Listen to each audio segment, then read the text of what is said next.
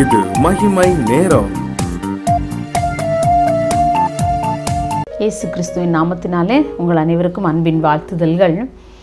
நாம் இந்த கிறிஸ்மஸ் காலங்களில் நாம் இந்த வாரம் முழுவதுமாக நாம் முதல் நாளிலே நாம் தியானித்தோம், கிறிஸ்துவின் பிறப்பானது நமக்கு சந்தோஷத்தை தருகிறது என்று சொல்லி. இந்த இரண்டாவது நாளிலே கிறிஸ்துவின் பிறப்பு நமக்கு எதை காண்பிக்கின்றது, அது எதை நாம் பெற்றுக்கொள்ள முடிகிறது என்று சொன்னால் சமாதானத்தை தருகிறது. இயேசு பாலகனுடைய பிறப்பு நமக்கு சமாதானத்தை தருகிறது. அதே லூக்கா 2ஆம் அதிகாரம் 14ஆம் வசனத்திலே சொல்லப்பட்டிருக்கிறது, பூமியிலே சமாதானமும் உண்டாவதாக என்று சொல்லப்பட்டிருக்கிறது. அவர் சந்தோஷம் தருகிறவராக மாத்திரமல்ல, அவர் சமாதானத்தையும் தருகிறவராக இந்த பூமியிலே பிறந்ததினால் நம்ம எல்லாருக்கும் கிடைப்பது இந்த சமாதானம். அவர் இந்த பூமியிலே பிறந்ததினால எல்லா மக்களுக்கும் கிடைப்பது என்ன? சமாதானம். ஏன் அவர் சமாதானத்தை எப்படி, அவருடைய பெயரே பாருங்க, சமாதான பிரபு என்று சொல்லி நாம் ஏசாயா 9ஆம் அதிகாரம் 6ஆம் வசனத்திலே வாசிக்கின்றோம். அப்படிப்பட்ட சமாதான பிரபுவாம் அந்த இயேசு பாலகன் இந்த உலகத்திலே பிறந்ததினாலே அனைவருக்கும் சமாதானம் கிடைக்கின்றது. நம் வாழ்வு ஒரு சமாதானமுள்ள ஒரு வாழ்வாக காணப்பட வேண்டும் என்று சொன்னால் இந்த இயேசு பாலகன் நம்முடைய உள்ளத்திலே பிறந்திட நிச்சயமாக நாம் இடம் கொடுக்க வேண்டும். அன்றைக்கு சத்திரக்காரன் பாருங்க, அன்றைக்கு மரியாள் நிறைமாத கர்ப்பிணியாக மரியாளும் யோசேப்பும் அந்த சத்திரத்தை நாடி போயிருக்கும் போது அந்த சத்திரக்காரன் அங்கே இடமில்லை என்று சொல்லிவிட்டான் இல்லையா? அவர்களுக்கு இடமில்லை என்று நிராகரித்து விட்டான் அவர்களே. ஆனால் பின்னாட்களிலே உணர்ந்திருப்பான் இல்லையா? ஐயோ, ஒரு ராஜாதி ராஜா, ஒரு அரச குழந்தை பிறப்பதற்கு நான் இடம் கொடுக்க மறுத்து விட்டேனே என்று சொல்லி பின்னாட்களிலே அவன் ஒருவேளை உணர்ந்திருப்பான் என்று சொல்லி நான் அடிக்கடி சிந்தித்து பார்ப்பதுண்டு. பாருங்க, நாமும் கூட இந்த சத்திரக்காரனை போல அநேக வேளைகளிலே நாம் நம்முடைய இதய கதவை மூடி வைத்து விடுகிறோம். எசப்பா, உங்களுக்கு இடம் இல்லை, இந்த உலகத்தின் காரியங்களுக்காக எனக்கு அநேக வேலைகள் இருக்குது, அநேக பிரச்சனைகள் இருக்குது, எனக்கு அநேக இந்த உலக பிரகாரமான காரியங்களை முடிக்க வேண்டிய காரியங்கள் நிறைய இருக்குன்னு சொல்லி நம்ம ஏசப்பாவுக்கு அந்த இயேசு பாலகன் பிறப்பதற்கு இடம் கொடுக்காத சத்திரக்காரனை போல நாமும் கூட இதய கதவை அநேக வேளைகளிலே பூட்டி வைத்திருக்கின்றோம். ஆனால் உலக காரியங்களுக்காக நம் உள்ளத்தை எவ்வளவு திறந்து வைத்திருக்கின்றோம், எவ்வளவு சந்தோஷப்படுகிறோம். மொபைலில் காட்சிகளை பார்த்து ரொம்ப சந்தோஷப்படுறோம், டிவியில் சினிமா சீரியல்ஸை பார்த்து நம்ம ரொம்ப சந்தோஷப்படுகிறோம் இல்லையா? ஆனால் அதற்கெல்லாம் நம்முடைய உள்ளத்தை நாம் திறந்து வைத்து கொள்ளுகிறோம். ஆனால் இந்த இயேசு பாலகன் நம்முடைய உள்ளத்திலே பிறப்பதற்கு நாம் கதவை மூடிக்கொள்கின்றவர்களாக இன்றைக்கு நாம் சிந்தித்து பார்ப்போம். எப்படி இருக்கிறோம்? அந்த சத்திரக்காரனை போலவே என்னுடைய வாழ்க்கையும் இருக்கிறதா? அல்லது நான் இயேசு பாலகன் என்னுடைய உள்ளத்தில் பிறக்க வேண்டும் என்று சொல்லி என்னுடைய உள்ள கதவை நான் திறந்து வைத்திருக்கிறேனா? அவர் நம்முடைய உள்ளத்திலே பிறக்கும் போது மாத்திரம்தான் நமக்கு அந்த சமாதானம் நமக்கு கிடைக்க முடியும். இந்த அவர் பிறக்கும் போதும் கூட அவர் சமாதான பிரபுவாக இந்த உலகத்திலே பிறந்தார். அது மாத்திரமல்ல, அவர் பிறக்கும் போது மட்டுமல்ல, அவர் இந்த உலகத்திலே பிறந்து மனிதனாக வாழ்ந்து மனிதர்களோடு மனிதராக வாழ்ந்து இந்த உலகத்தை விட்டு கடந்து போகக்கூடிய அந்த சூழ்நிலையில் கூட அவர் கூறுகின்றார், நான் என்னுடைய சமாதானத்தையே உங்களுக்கு வைத்து போகிறேன், நான் என் பிதாவினிடத்திலே போகிறேன், ஆனால் என்னுடைய சமாதானம், அந்த சமாதானத்தை யாரும் உங்களை விட்டு எடுத்து போட முடியாது. அப்படிப்பட்ட என்னுடைய அந்த தெய்வீக சமாதானத்தை நான் உங்களுடைய உள்ளத்திலே நான் வைக்கிறேன். அப்போ அவர் பிறக்கும்போது அவர் சமாதானம் தான். தேவதூதன் சொல்றான், பூமியிலே சமாதானம் உண்டாவதாக என்று சொல்லி. அவர் பேரே ஒரு சமாதான பிரபு.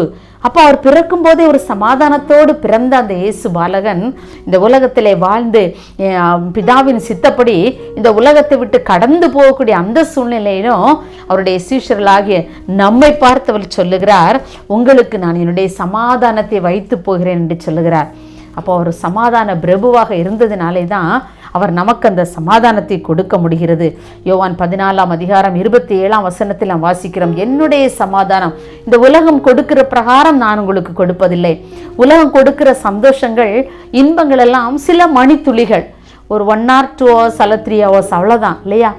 ஆனால் ஆண்டவர் கொடுக்கின்ற அந்த சந்தோஷம், சமாதானம் இருக்கிறதே, அது நித்திய காலமாய் நம்முடைய உள்ளத்திலிருந்து ஊறுகிற ஒரு ஊற்றாக காணப்படுகிறது. அப்படிப்பட்ட ஒரு தெய்வீக சமாதானம் நம்முடைய உள்ளத்தில் நிரப்ப வேண்டும் என்று சொன்னால் இந்த இயேசு பாலகன் உங்களுடைய உள்ளத்திலே பிறப்பார் என்று சொன்னால் அப்படிப்பட்ட ஒரு தெய்வீக சமாதானத்தை உங்களால் பெற்றுக்கொள்ள முடியும்.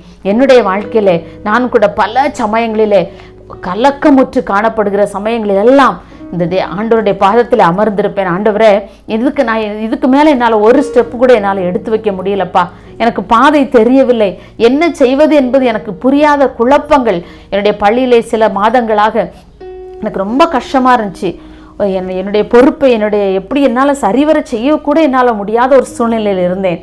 ஆண்டவரத்தில் அழுது, ஆண்டவரே என்னுடைய காரியங்களை எல்லாம் நீர் மேற்போட்டு கொள்ளும், நீர் நின்று எனக்காக யுத்தம் பண்ணும், நீர் நடத்தும் என்று சொல்லி நான் ஆண்டவருடைய பாதத்தில் அழுது நான் ஜெபித்த போது ஒரு தெய்வீக சமாதானம், அவருடைய பிரசன்னம் என்னை நிறைத்த போது ஒரு தெய்வீக சமாதானம் என்ற உள்ளத்திலே வந்து தங்கினது.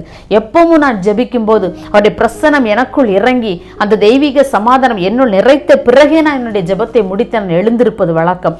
அப்படி என்னுடைய பிரச்சனைகள் ஒவ்வொன்றிலும் கூட அவருடைய தெய்வீக சமாதானம் என்னை நிரப்பி இதுவரைக்கும் என்னை காத்து கொண்டு வருகிறதுனாலே இந்த உலகத்திலே ஒரு ஜெயமோடு என்னால் வாழ முடிகிறது, சந்தோஷமாக மகிழ்ச்சியாக வாழ முடிகிறது, சமாதானத்தோடு வாழ முடிகிறது. எத்தனை தான் பிரச்சனைகள் வந்தாலும் என்னுடைய சந்தோஷத்தை, என்னுடைய சமாதானத்தை எல்லாம் அவை குலைத்து போடவே முடியவில்லை. சாத்தான் பல விதங்களிலே என்னோடு போராடுவான்.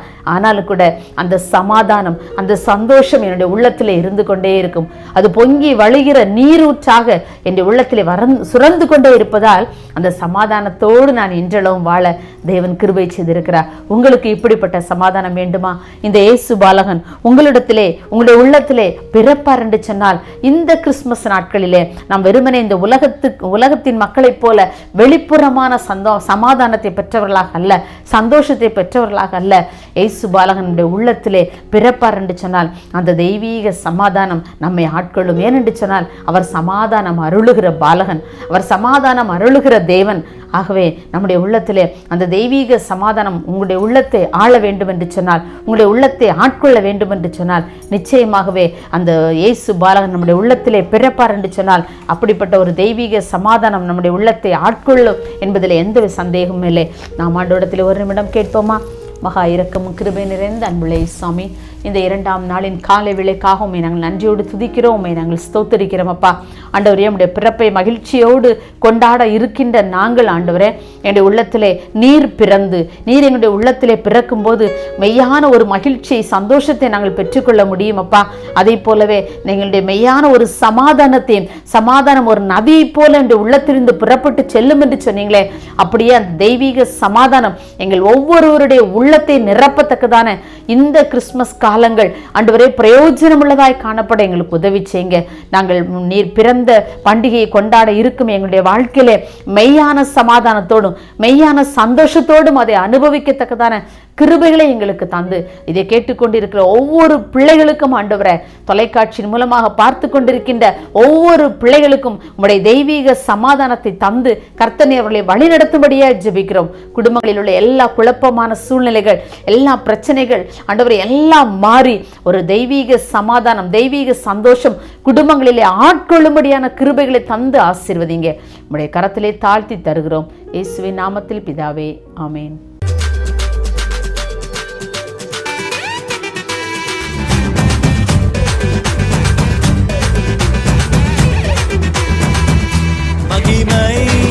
மகிமை